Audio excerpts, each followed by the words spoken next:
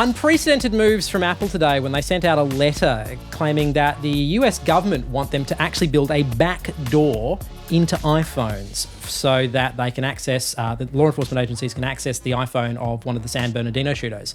But the implications for the rest of the technology world are huge, and Apple has basically started a very public war with the US government about everyone's very private data. To debate this, we have our panel this week. Olivia Roseman is from Storyful and Campbell Simpson is from the technology website Gizmodo.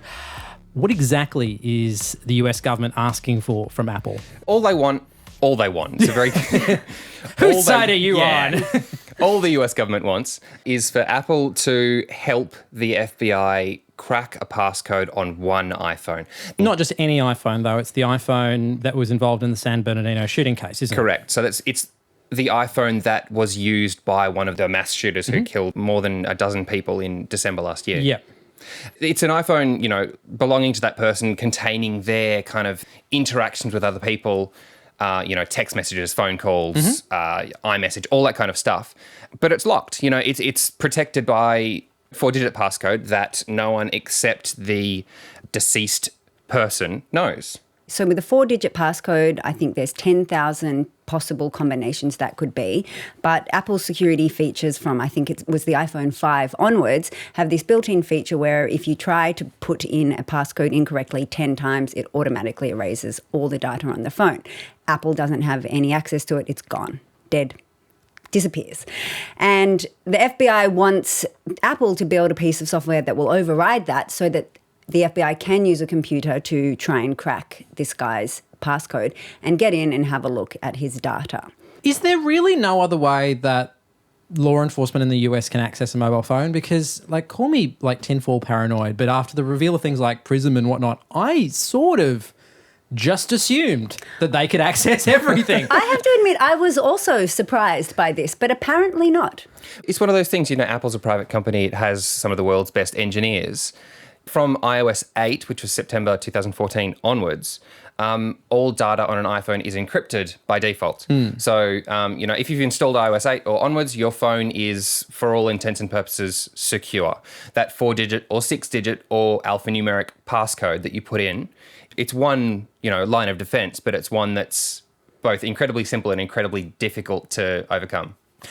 I'm still trying to wrap my head around the fact that they don't already have some means to access this stuff already. Or is this just about them trying to put a legal precedent in case that they can have this for all other cases? Well, I think that's perhaps Tim Cook's concern, and certainly if you read his letter on the Apple website, the way he describes it, he says the FBI is asking them to build a back door.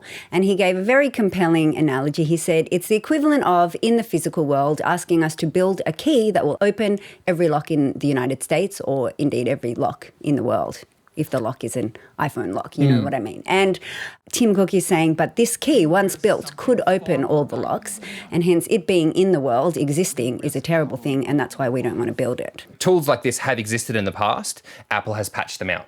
Governments, especially the US government, but governments around the world, routinely ask big software companies for their users' data for various reasons. This particular security feature of an iPhone has been deliberately engineered by Apple so that they do not have access to that data to provide it when the FBI requests it. It's it's a very deliberate way to destroy it so that they can't actually comply with these requests. In your view, should government organisations be able to access this kind of data? I mean, the person at hand here committed a fairly heinous murder, a series of murders, in fact.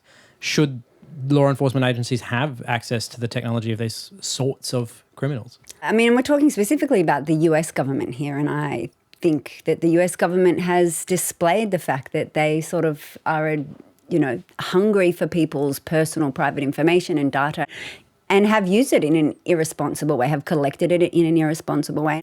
We're not living in a benevolent dictatorship where, the government's taking care of us and henceforth we should hand over all of our information. No, I think this democracy, we have the right to privacy. One of the arguments, though, is that they may be able to identify, people with which the perpetrators were in contact with, maybe possibly preventing a future crime. I think there's also the fact that, and this was brought up a lot when the data retention laws were coming into force in Australia, that in other countries that have introduced them, France, for example, they haven't actually been successful in stopping terrorist attacks before they happen.